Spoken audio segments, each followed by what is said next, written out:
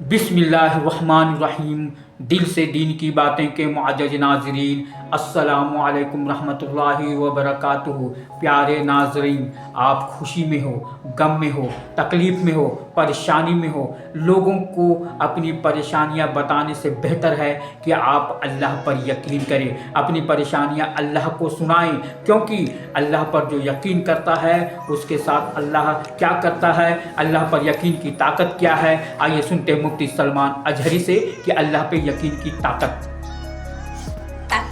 अल्लाह फरमाता है, और अगर अल्लाह तुम्हें छोड़ दे या गिरा दे तो कौन है उसके बाद जो तुम्हारी मदद करे? कोई है जो अल्लाह के अलावा तुम्हारी मदद कर सकता है? जब नहीं है तो फिर आगे होना क्या चाहिए? व अलल्लाहि फल्यतवक्कलिल मुमिनून। तो मोमिनों को चाहिए कि वो सिर्फ अल्लाह पर भरोसा करके रहे। फतह, नुसरत, मदद, ये सब जो चीज़ें हैं, बहुत सारे लोगों के ज़हन व दिमाग में ऐसे है कि फ़ौरन आ जाना चाहिए। कोई भी फतह हो, कोई भी मदद हो, बग़ैर तुम्हारे स्ट्रगल किए हुए, बग़ैर मुसीबत उठाए हुए नहीं मिलेगी। अगर फतह व नुसरत यूं ही आपको रोज़ाना मिलने लग जाए तो क्या रसूल पाक सल्लल्लाहु तआला अलैहि वसल्लम मदीने तैयबा में बैठकर दुआ करते तो सारी चीज़ें फतह याब नहीं हो जाती? आप सल्लल्लाहु तआला अलैहि वसल्लम को बद्र में जाने की ज़रूरत क्या पेश आती? उहद में अपने 70 जवान सहाबा की शहादत पेश करने की ज़रूरत क्या पेश आती? और इसी तरह से खैबर हो कि हुनैन हो कि ताइफ हो, कितनी जंगें हैं जिसमें अपनी जान की बाजी लगाई सहाबा ने। सबसे बड़ा मारका तो करबला का देखें आप, सुभान जहाँ अल्लाह, पूरा का पूरा बिल्कुल सही खानदान फरमाया। शहीद हो गया है। तो फतह व नुसरत बगैर कुर्बानी के और बगैर तकलीफ के ऐसी ही आ जाए, आज के ज़माने में हम सोच करके बैठे, ऐसा नहीं होता।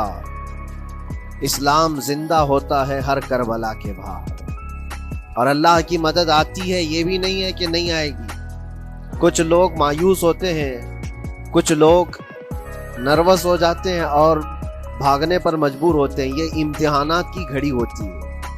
एक हदीस पाक मैं आपको बताता हूँ। अल्लाह के नबी सल्लल्लाहु तआला अलैहि वसल्लम इरशाद फरमाते हैं कि आखिर ज़माने में एक ऐसी अजीम जंग होगी ईमान वालों की और रोमियों के दरमियान। कुफार और मुशरिकीन है और मुस्लिमीन है। इसको मलहमतुल कुबरा कहा गया है। क़यामत से करीब होने वाली ये सबसे बड़ी जंग है। इसी से आप अंदाजा लगाएं। अल्लाह के हबीब सल्लल्लाहु अलैहि वसल्लम इरशाद फरमाते हैं कि इसमें कुफार और मुशरिकीन 80 झंडों के नीचे आएंगे और हर झंडे के नीचे 12,000 की फौज हो, जो तकरीबन हिसाब करने पर 9,60,000 की फौज बन जाती है। अगर वो मोमिनीन से मुकाबला करने के लिए इतनी बड़ी फौज एक जगह जमा होती है तो फिर उस जंग का अंदाजा करें कितनी बड़ी। इसको अल मलहमतुल कुबरा कहा गया है इसलिए कि इसमें गोश्त के छींतड़े उड़ेंगे। मलहमा जो कहा गया है अरबी में कि गोश्त के टुकड़े टुकड़े देखे जाएंगे, इस कदर उसमें जाने जाएंगी। उस जंग के मुतालिक जो अल्लाह के हबीब सल्लल्लाहु अलैहि वसल्लम ने पेशेन गोई की है, जो पहले से खबर दी है, वो क्या है? फरमाया कि पहला दिन जब होगा मुकाबला का तो उसमें मुसलमानों की जमात में तादाद कितनी होगी ये तो नहीं बताया गया। कुफार और मुशरिकीन के तो पता है कि 80 झंडों के नीचे आएंगे, सुभान अल्लाह, लेकिन मुसलमान और मोमिनीन जो लड़ रहे हैं उनकी तादाद का कोई इल्म नहीं है हमें। लेकिन ये पता है कि उनमें से 1/3, एक पूरी जमात का 1/3 हिस्सा मैदान छोड़कर भाग जाएगा। जंग में से वो मैदान छोड़कर भाग जाएंगे जब इतनी शिद्दत की चीज हो रही हो, मुसीबत आ गई है, तकलीफ आ गई है। 1/3 मैदान छोड़कर भाग जाएंगे।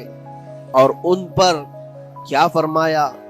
हुजूर पाक सल्लल्लाहु अलैहि वसल्लम फरमाते हैं वो दुनिया के रोए जमीन के बदतरीन लोग होंगे, उनकी तौबा भी कबूल नहीं। वो सबसे बदतरीन लोग होंगे, पीठ दिखाकर जो निकल चुके।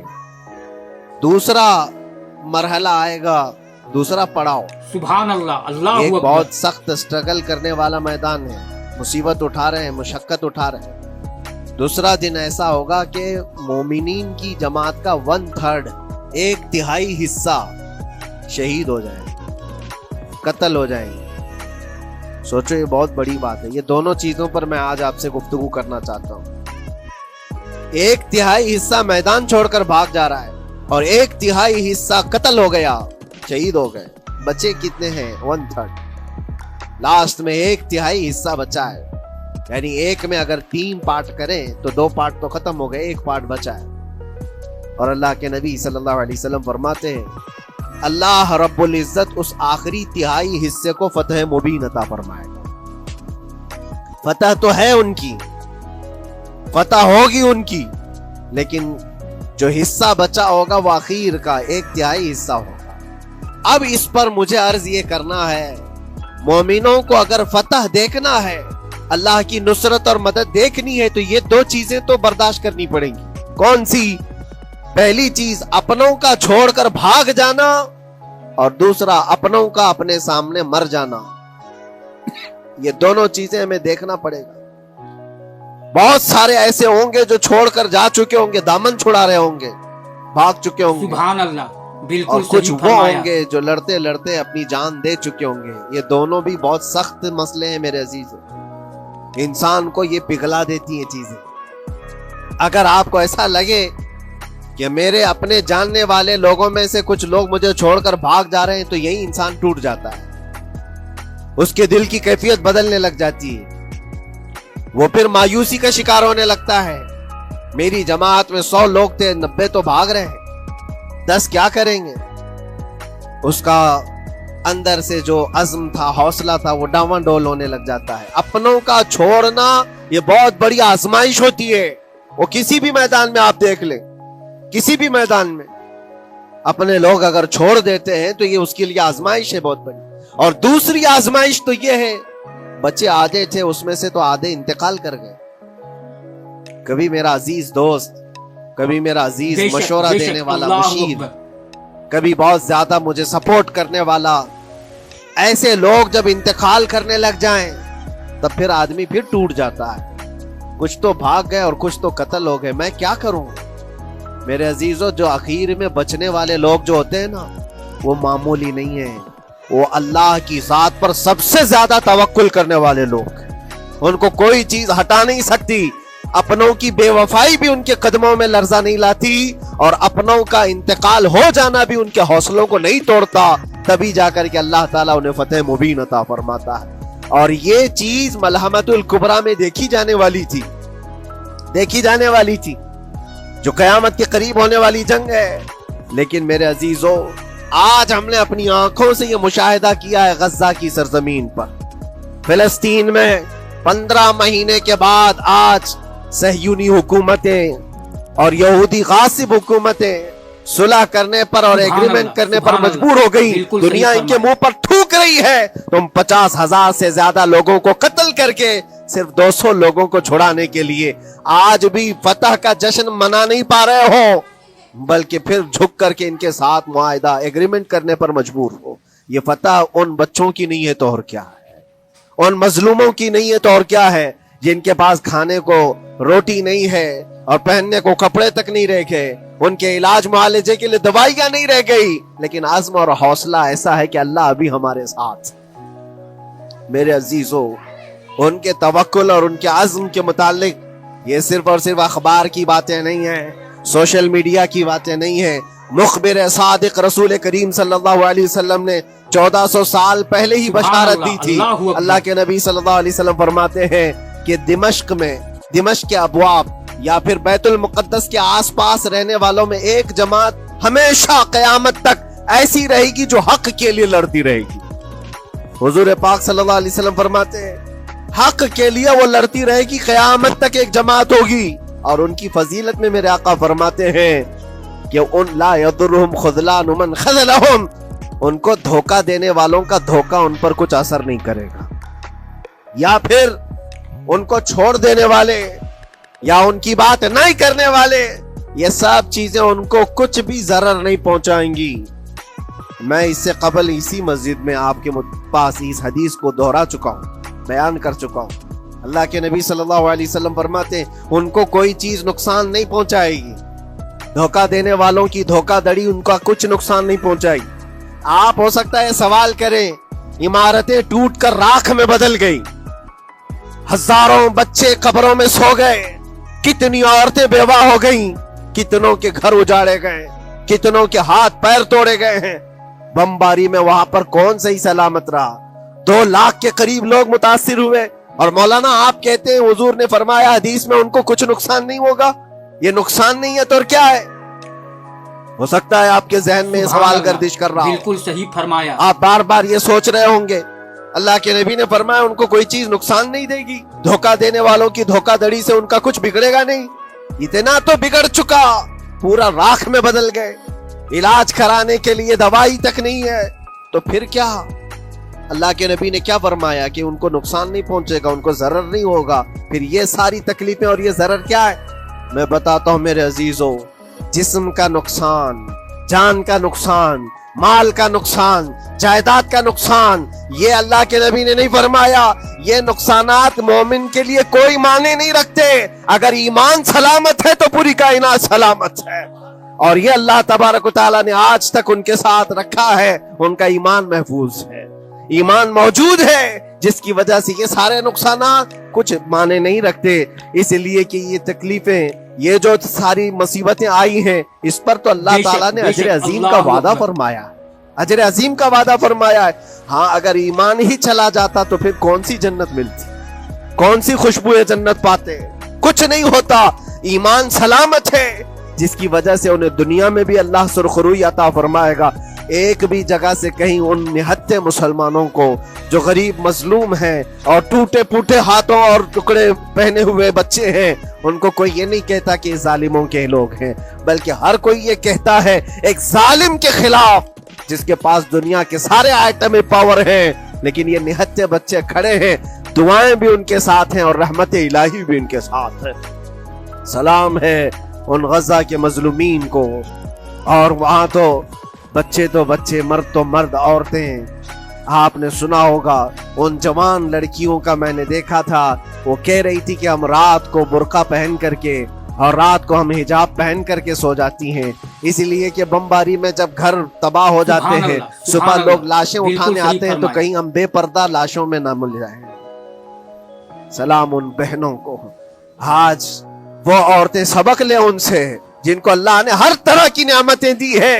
तुम्हारे घर में जायदाद बेपनाह है, माल और दौलत बेपनाह है, कपड़े रोज बदलने के लिए तुम्हारे पास है, सब रख करके तुम औरतों को आज हम बाजारों में जो बेपर्दा देखते हैं, ये शादी महलात में हर जगह जो औरतों की बेहयाई और बेपर्दगी देखकर फिर मैं सोचता हूँ सलाम उन बहनों को जो मौत की रात भी हिजाब हटाना नहीं चाहती, इसलिए कि दुनिया से जाए तो अल्लाह की बारगाह में हिजाब के साथ जाए।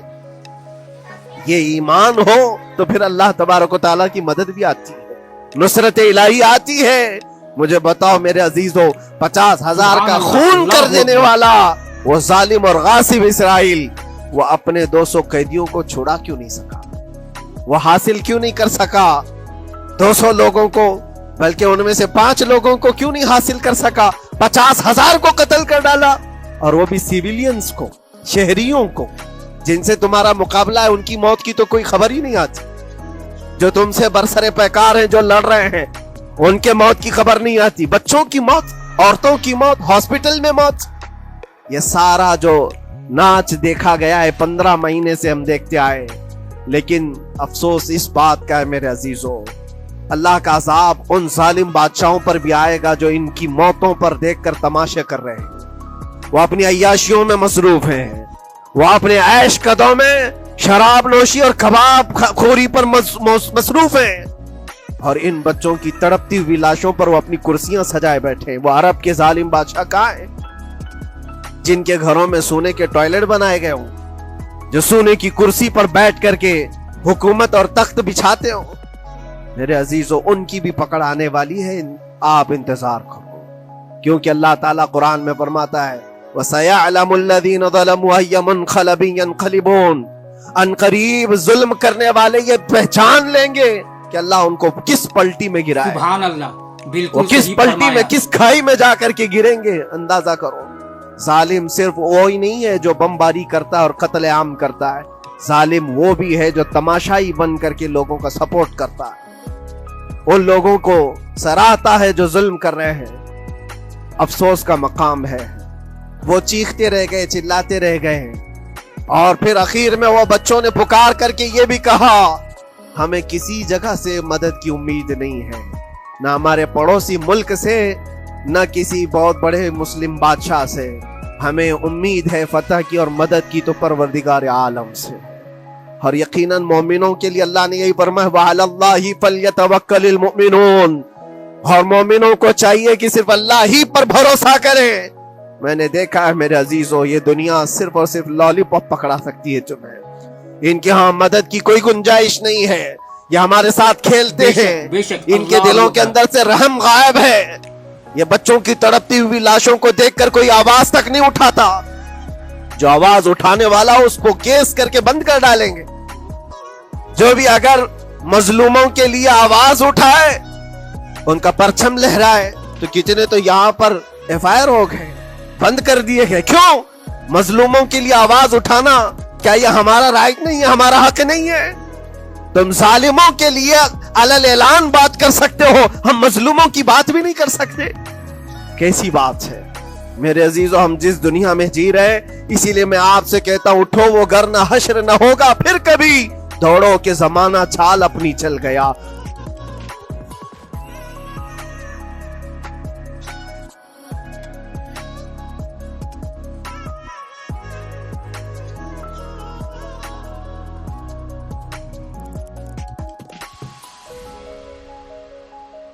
सुभान अल्लाह, सुभान अल्लाह, बिल्कुल सही।